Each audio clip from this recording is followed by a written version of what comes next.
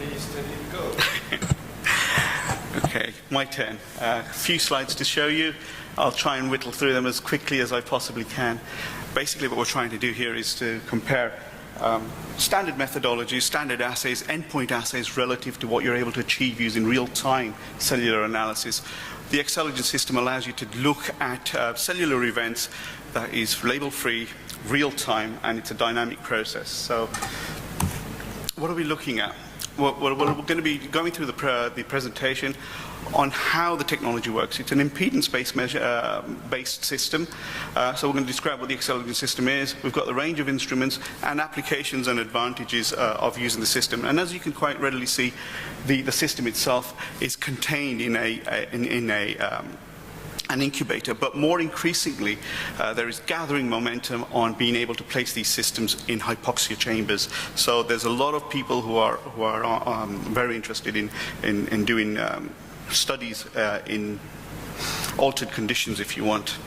What we're looking at, if you're interested in any of these events, like ligand binding, viral infection, or even DNA RNA transfections, glucose conditions or low oxygen states, generally speaking, most of these events will manifest themselves in a change in actin re-engineering and a change in phenotype or morphology of the cell.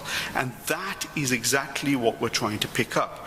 This technology allows you to do that in a very rapid, dynamic fashion. So at the heart of the technology is a 96-well plate, at the bottom of which we've got tiny electrodes. These are 90 microns in diameter, and 80% of the lower surface of that well is covered with these electrodes.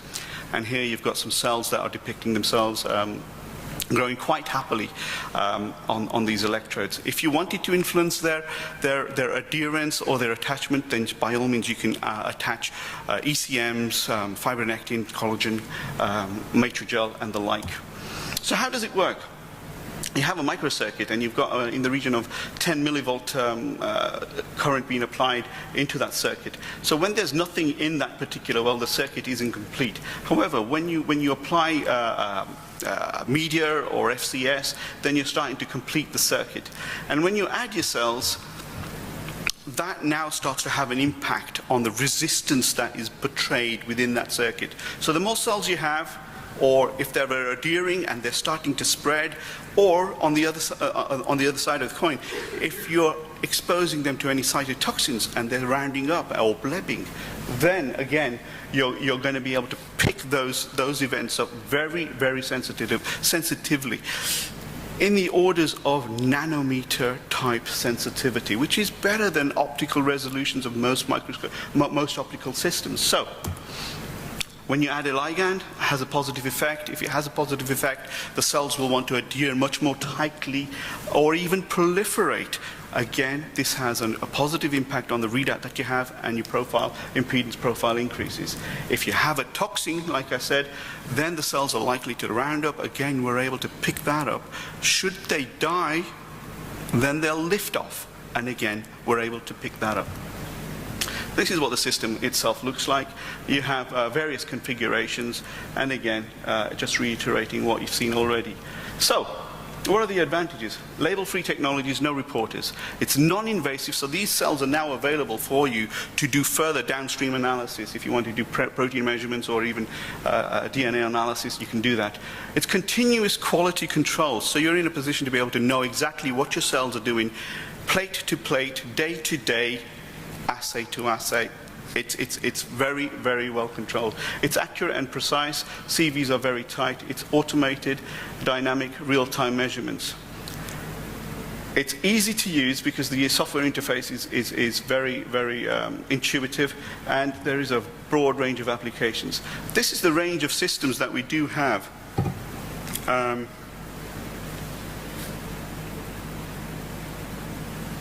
Right. So in terms of throughput, we have the 384 well configuration. If you wanted to maintain a 96 well plate environment, you have 6 platforms on this particular workstation, and then you've got a 96 well plate platform as well.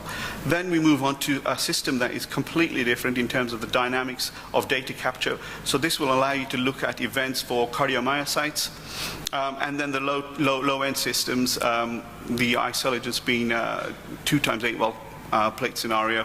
This is probably the most versatile because that allows you to do cell invasion and migration. I'm just going to go through some slides that are pertinent to what we're discussing. Here is what we generally are able to see using the isolidin system. So you have an attachment phase. An attachment phase is really important if you're looking at integrins or adhesion factors of your assays. Then what we tend to want to do is, what generally happens with your cells is a lag phase. And with a lag phase, it's important to know when your cells are going to shoot off and be receptive to what you want them to be receptive to, which is why this particular phase is the most important, because in our hands, you need to be able to get to that point to be able to see what to be able to see what you want to see when you subject your cells to various compounds, hormones, growth factors, whatever it is. In the stationary phase, that's where people generally want to be using the cells for looking at cytotoxicity. I'm going to stop with this slide because this conveys really an important attribute of the system. A lot of people use HD1080 cells.